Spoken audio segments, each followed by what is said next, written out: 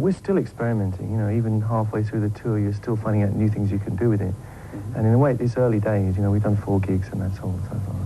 But it's great. Working it's out happening. fine. Is it a little bit hot with all those lights? I mean, you have those 64 bars and stuff like that. Unbelievably hot. It's ridiculous. You drink a lot of water. Yeah, and we have some fans and stuff. Yeah, it is unbelievably hot. Yeah. Strangely enough, I don't mind that too much. I don't mind a bit of sweat and atmosphere. I prefer that to the outdoor situation where it sometimes gets very cold and all the sweat goes away, and I find that not so easy to deal with. And also there's more tuning problems outdoors, you know. Yeah. Well, but that's what we've geared up for this time, and at least you can't exactly get cold underneath those lights. You've been together for 16 years now, I guess. Yeah. And, you know, especially on tour, don't you, like, get totally fed up with each other once in a while? I hear the separate rooms help a lot with these things, but... Well, yeah, I don't want to sleep with them guys. Yes, and separate lives to an extent helps. You know, we all have our interests outside the group, and those are like little safety valves. We can get off and do our stuff.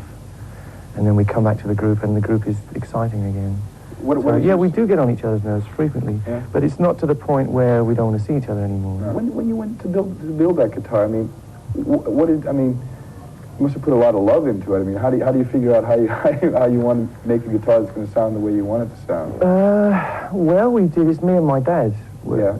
I was about 18 years old. I was at school, and I used to come down and, you know, we used to go in this little workshop every night at home and try some experiments and trying to figure out what actually did make a difference to the way the guitar sounded. And I couldn't afford to buy one at the time. I used to borrow my friends sometimes.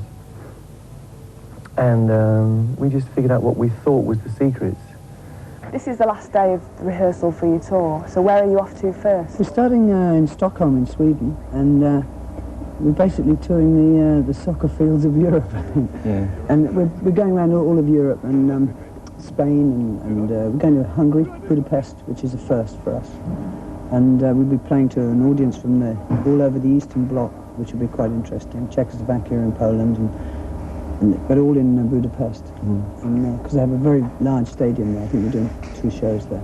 That'll be interesting. We've never been there. Do you still look forward to long tours? I mean, it must be very gruelling for you. And you've done it so many times It's not really gruelling, no. That's a falsehood. I think we all look forward to them as a release, because the aims are very simple until you just get out there and do your damnedest really for the 2 hours, whatever. Yeah, we don't do them very often. This is the first long tour we've done in 2.5 years. So, you know, it's sort of almost new again.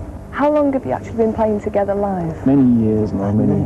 But you still seem to maintain the same enthusiasm now as you did then, but not many bands managed to do that, really. I've never understood why. I mean, if everything's going good for them and they're still coming up with the music, I think they're idiots to break up.